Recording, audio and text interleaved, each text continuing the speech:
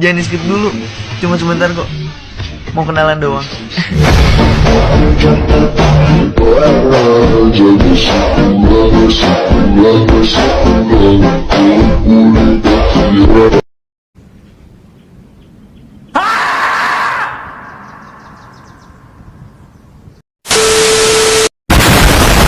Pada pertemuan kali ini akan membahas tentang pertemuan ke-11 yang bertemakan human capital atau modal manusia. Langsung saja kita simak videonya. Arti dan pentingnya human capital. Istilah human capital pertama dikemukakan oleh seorang ekonom bernama Theodore Schultz yang berpendapat bahwa peningkatan kesejahteraan pada perusahaan tidak tergantung pada tanah, peralatan, energi, sumber daya, melainkan pada kompetensi pengetahuan dari pegawainya. Kemudian ia mendeskripsikan posisi human capital sebagai kemampuan sumber daya manusia yang diperoleh melalui investasi pada sumber daya manusia, yang mendeskripsikan bahwa human capital terdiri dari 4 hal, yaitu yang pertama kemampuan, kedua perilaku, ketiga usaha, yang terakhir waktu, dan semuanya ini dimiliki dan dikendalikan sepenuhnya oleh pegawai.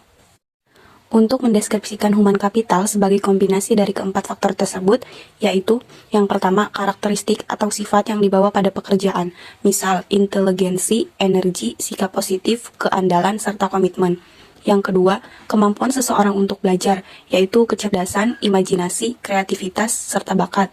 Yang ketiga, yaitu motivasi untuk berbagi informasi dan pengetahuan, yaitu semangat tim dan orientasi tujuan. Peran human capital.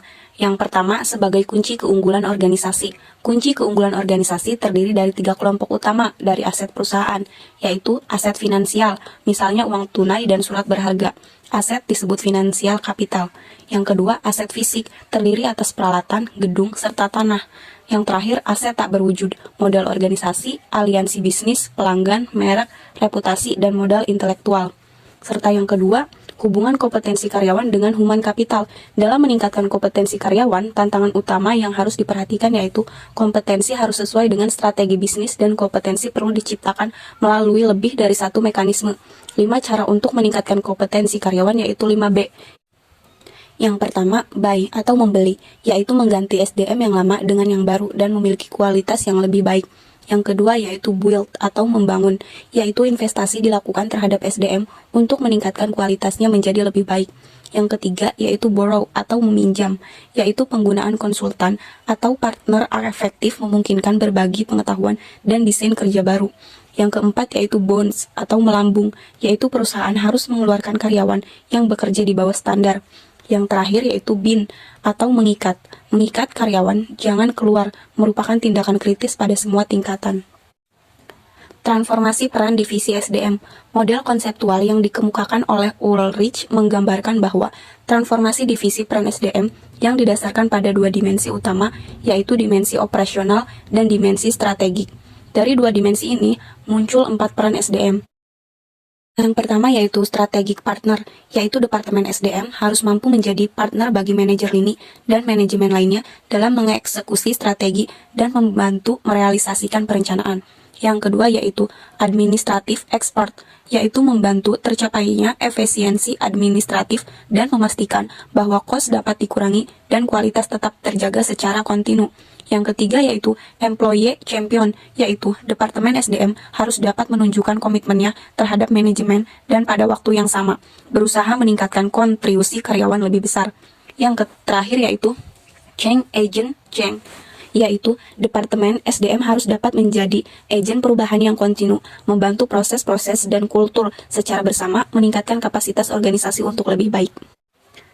Tingkat kompetensi dalam sistem pengukuran human capital, yaitu yang pertama, activity level, yaitu pengukuran aktivitas rutin SDM seperti rekrutmen, pemberhentian, promosi, dan lain-lain untuk syarat laporan internal. Yang kedua yaitu fungsional level, yaitu kolaborasi dengan unit fungsional organisasi, misal divisi dalam mengukur aktivitas, mengumpulkan dan menerjemahkan data, dan mengambil tindakan koleksi.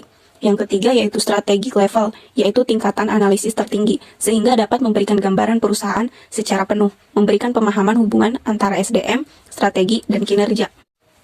Dari ketiga tingkat kompetensi di atas diketahui bagaimana melakukan pengukuran nilai human capital pada ketiga tingkat tersebut, dimulai dari tingkat korporat dalam unit bisnis fungsional. Tingkat terendah yaitu aktivitas dari divisi SDM untuk mengintegrasikan sistem pengukuran tersebut menjadi sistem yang kohesif dalam suatu jalur yang terdiri dari 3 tingkat, dan pada masing-masing tingkat terdapat aktivitas yang dapat diukur beserta hasilnya.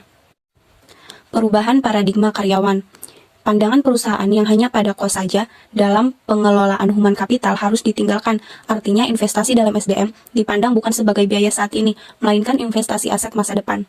Selain itu, tantangan juga datang dari investor jika mereka membutuhkan informasi untuk membuat keputusan tentang SDM, sehingga mereka memiliki gambaran perusahaan komprehensif dan dapat memprediksi kemampuan perusahaan dalam menciptakan nilai di masa depan. Materi terakhir yaitu mengidentifikasi human capital. Dua hal yang mendukung kontribusi investasi human capital ke dalam perusahaan. Yang pertama yaitu karyawan dengan human capital tinggi lebih mungkin memberi layanan konsisten dan kualitas tinggi, sehingga perusahaan tempat mereka bekerja dapat mempertahankan pelanggan atau menarik pelanggan baru. Yang kedua yaitu pelanggan potensial dapat menggunakan kualitas human capital dari karyawan perusahaan sebagai alat penyaring untuk memilih layanan yang mereka sediakan. Untuk keberhasilan perusahaan, proses atau bisnis apapun tergantung pada 3 keterampilan. Yang pertama, commodity skill, yaitu kemampuan tidak spesifik untuk bisnis tertentu, dapat langsung diperoleh dan lebih kurang sama nilainya bagi setiap bisnis. Misal, kemampuan mengetik, kemampuan komputer. Yang kedua yaitu leverage skill, yaitu pengetahuan yang meskipun tidak spesifik untuk perusahaan industri, tetap relatif lebih berharga bagi perusahaan tertentu daripada perusahaan lain. Misal, programmer di bank berbeda nilainya dengan programmer di perusahaan komputer. Yang terakhir yaitu proprietary skill, yaitu pengetahuan spesifik bagi perusahaan, misal hak paten dan merek. Cukup sekian penjelasan dari saya, semoga bermanfaat. Kurang lebihnya mohon maaf. Wassalamualaikum warahmatullahi wabarakatuh.